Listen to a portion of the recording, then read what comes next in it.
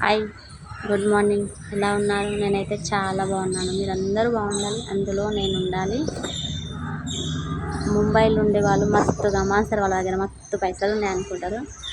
కాకపోతే ముంబైలో ఉన్న దగ్గర పైసలు ఉన్నదో లేదో నాకు తెలియదు, కానీ ముంబైలో ఉన్న వాళ్ళ దగ్గర మాత్రం కష్టం మాత్రం 100% ఉంది. ఎలా అంటే ఒక వ్యవసాయంలో ఎద్దు ఎలా పనిచేస్తుందో ముంబైకి వచ్చిన ప్రతి ఒక్క కామన్ మ్యాన్ అలా కష్టపడతాడు.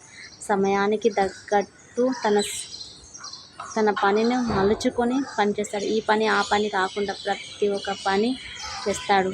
ఎలా అంటే తన సొంత వారిని విడిచిపెట్టి, తన పిల్లల్ని విడిచిపెట్టి, అమ్మ అయ్యని విడిచిపెట్టి ముంబైకి వచ్చి బతుకు తెరువు కోసం బతుకుతున్నాడు ఫ్రెండ్స్.